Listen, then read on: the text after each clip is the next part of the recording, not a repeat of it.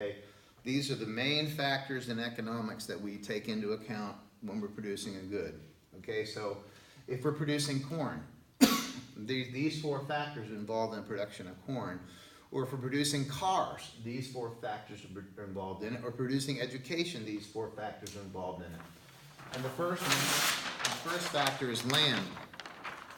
Okay, land is defined as everything on the Earth's surface and beneath it. So a tuna swimming through the ocean is considered land. A deer running through the forest is considered land. Why? Because it's on the Earth's surface. The water is on the Earth's surface, so the tuna swimming below it is considered land. So everything on the Earth's surface is considered land. Oil, crude oil, is considered land. Why? Because it's beneath the Earth's surface. It's below the Earth, but it's considered land. Okay? Labor is all the human effort used to produce goods and services. Okay? So the human effort used to produce goods and services. So I'm labor. I am teaching a class. When you go to McDonald's, the person behind the cash register is labor. If you go to the Nissan factory down the road, the person on the assembly line, that is labor. When you go to see a doctor, the doctor is labor. When he's performed surgery on you, the doctor is labor. So we have land and we have labor. So to produce corn in Iowa, you need land and you gotta have labor. The third thing you need is capital. So capital is all the resources made and used by people to produce goods and services. Okay, so the desk you're sitting in class is capital. The classroom is capital. The entire Cane Ridge High School is capital. Why? Because it's a resource we use to make our end product, which is education. Okay, so the desk you're sitting in is capital. The pencil you're using to write with is capital. The projector in our classroom is capital. The computers in our classroom are capital.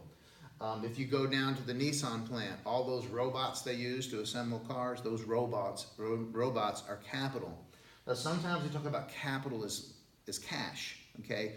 Well, if we wanted to, if Metro Nashville Public Schools wanted to, they could sell this building and turn this building into cash and then use that resource for something else. So sometimes people refer to capital as cash money they have in order to invest.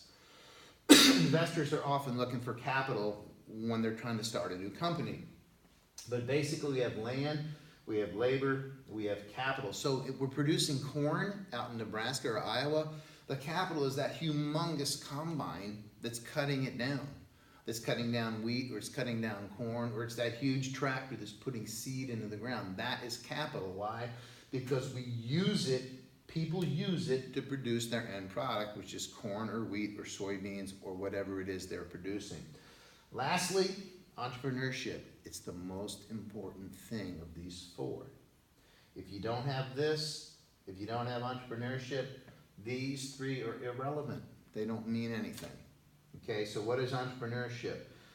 An entrepreneur is a person that has the vision, the skill, and the risk-taking needed to create and run a business. Okay, so of those things right there, vision and skill, they're very important, but if you're not willing to take the risk, you're not going to start a business. Starting a business is extremely risky. Why? Because you're going to risk all your time, a lot of your own money that you've saved, a lot of your time and effort.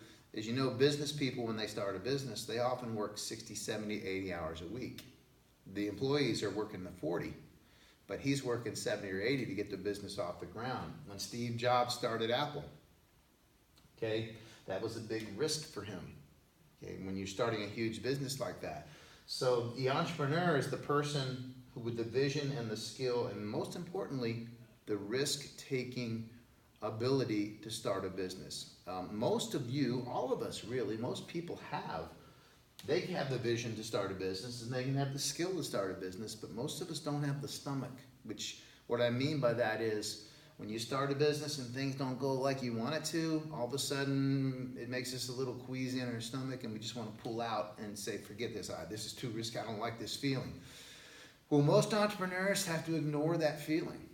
They have to just keep looking at their vision, relying on their skill, and moving forward. Sometimes it doesn't work. But this is the main thing that makes our economy work, is entrepreneurs.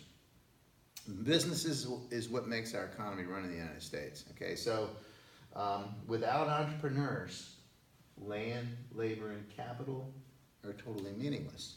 Okay, so I hope you've enjoyed this first section, and we'll catch you on the next one.